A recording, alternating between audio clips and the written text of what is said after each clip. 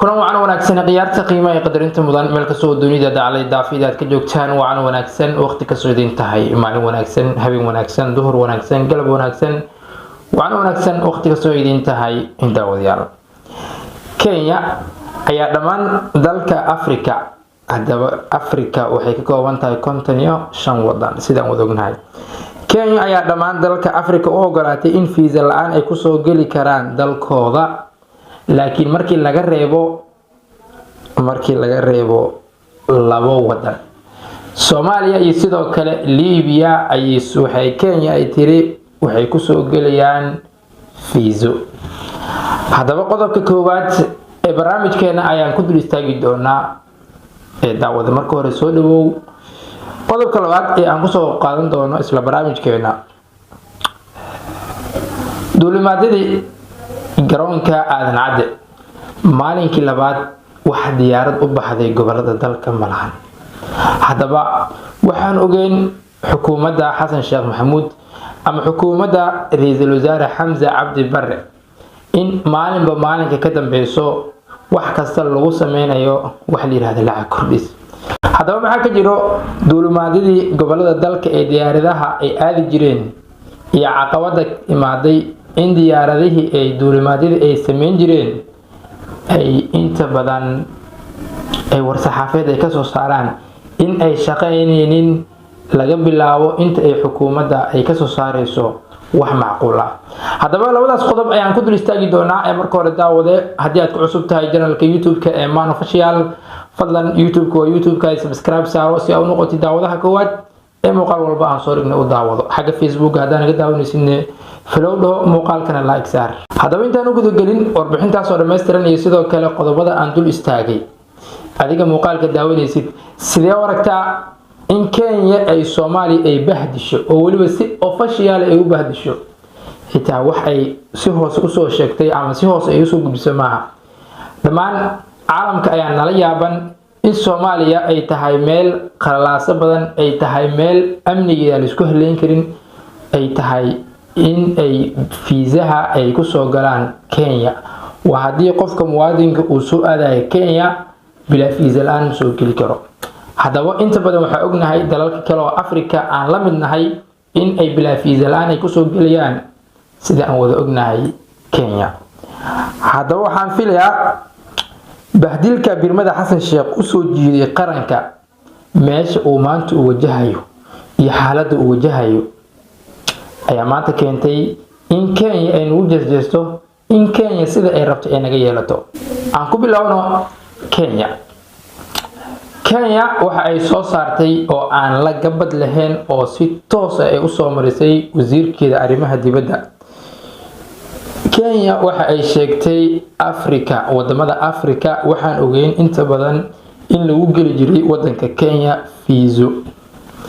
hadaba dawladda Kenya waxa ay sheegtay Soomaaliya in aysan ka jirin wax amni ah Soomaaliya in aysan ka jirin wax dawlad ah taasi oo ay u cuskatay inta badan in fiisaha ay dalalka Afrika ay ku soo gali karaan bila fiisa la'aan laakiin Soomaaliya markii laga reebo ay tahay in ay ku soo gasho fiisa hadaba su'aasha inta badan aan isweydiiyo ayaa waxay tahay Soomaaliya ama ku biirista East Africa Soomaaliya ee community-ga maxaa ka faa'iidnay mar hadii Kenya ayna leedahay Soomaaliya la mid ma ahan wadamada kale ee Afrika hadaba kursigaas maanta Soomaaliya ay ku fadhido maxaan ka faa'iidnay waa su'aasha qof kasta oo muwaadin maanta isweydiinayo waa su'aasha inta badan dadka aqoonyahanka ay isweydiinayaan hadaba waxa ognahay ku biirista East Africa community-ga maanta kursigaas Soomaaliya ay ku fadhido hadaba waxa ay xukunto waa dalalka Afrika anaku Afrika ka tirsanahay ay maanta Soomaaliya waxa leeyahay wadanka Kenya waa inay ku soo gashaa fiisa waa inay ku soo gashaa wadamadii la midka ahaa Soomaaliya waxa la yiri free ku soo gala hadaba marka Kenya maanaka ayaa u baahan mis ayada noo baahan mise labada dalbo dal kasto waxa uu yahay ama dal kasto wuxuu ugu baahan yahay dalka kale waa inay isdhaafsadaan si ay ku jirto diblomaasiyad si ay ku jirto ixtiraam haddaba marka Kenya waxay way cadeysatay laakiin dawladda uu hogaamiyo 70 jirka lacagta kaliya ka soo hartay aan wax kale aan u muuqan Xasan Sheekh Maxamuud waxa ognahay in uu ku maqan yahay wadanka dibadiisa gaar ahaan Switzerland. haddaba xukuumadda hogaamiye ra'iisul wasaare Xamza Cabdi Barre ayaa abid markii uu horeysay arintaas ka xanaaqday oo rabtay in isku yeerto golaha wasiirada shir degdeg ah. haddaba ninkii 70 jirka ah ee lacagta kaliya maana wax kale aan u muuqan ayaa soo hadlay oo yiri waryaamay maqashaa wasiirka arrimaha dibadda aniga ah kama hadli kartid wax ku saabsan arrimaha dibadda kama hadli kartid wax ku saabsan Kenya. Xamza Cabdi Barre waxa uu yiri si official oo aan qarsaneen madaxweyne ma ogtahay baasaboorkeeni in la bahdilay madaxweyne ma ogtahay in Kenya ay shalay Axmed Madoobe diyaarad idii ka soo qaaday Kismaayo ay geysay Nairobi maanta ay tahay in ay baasaboorkeeni ay bahdishay oo ay tahay inaan ka hadal arintaas muqaddas ay tahay. haddaba Xasan Sheekh Maxamuud wuxuu yiri runta rabbi waan ugu jecel markaas waxa u fadhina halkaan waa inaan u soo gudbinaa bulshada nagu xiran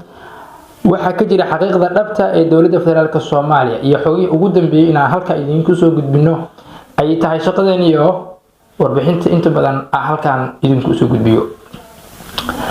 Xamza Cabdi Barre afka ayaa la qabtay waa la aamusiyay waxa lagu yiri ka aamus aniga ayaa imaanayo arinta aniga ay taala aniga ayaa wasiirka arrimaha dibadda ah aniga ayaa qaadka ka soo gala Kenya oo Soomaali imaado macaash fara badan ama dhaqaale fara badan ku haysto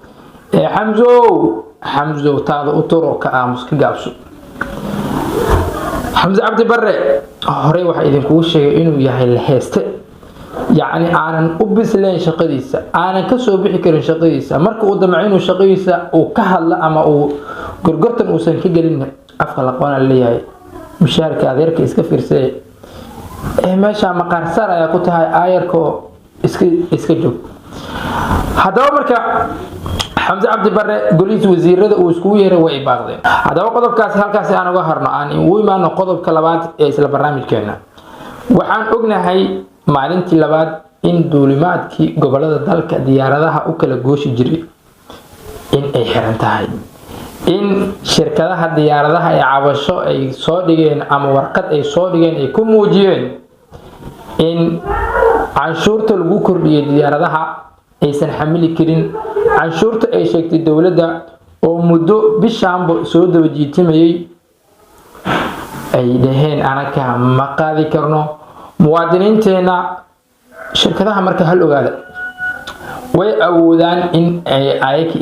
lacag kasoo loo kordhiyo haye ay dhahaan laakiin maxay ka jaran tahay waxay ka jaran tahay bulshada rakaabka ee diyaaradda raacay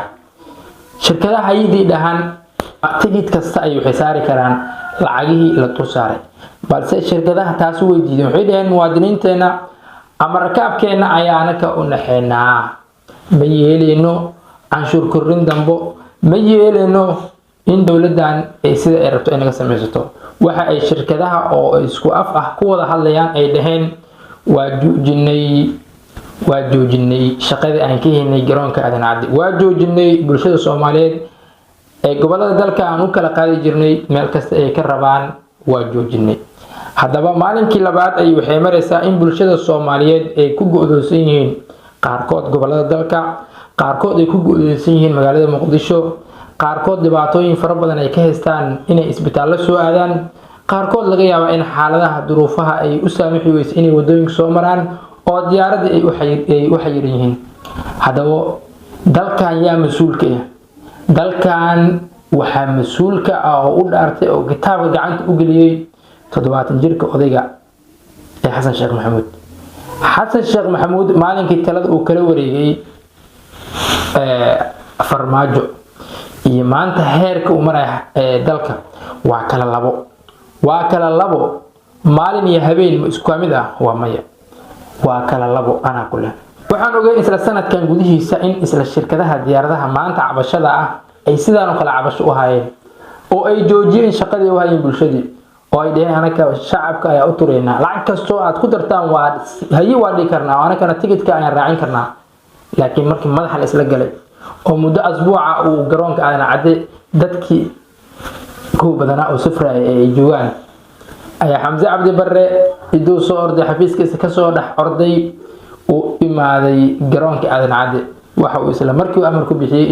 in shirkadaha diyaaradaha ay fasax yihiin lacagihii la sheegana aan ay yihiin lacago ay isku laaban doonaan hadaba tii oo kale ayaa soo socoto hadaba marka tan dawladnimo ma ahan wax kasto maanta nagu dhaco ama wax kasto maanta qaranka Soomaaliyeed u soo jiido magac xumo waxa ka mas'uulka ah odayga 70 jirka Xasan Sheekh Maxamuud hadaba Switzerland waxa ognahay shirka ka dhacay teetalka madaxweynaha rag uu la fadhiistay youtuber uu la fadhiistay fanaan uu la fadhiistay agaasimayaal ayuu la fadhiistay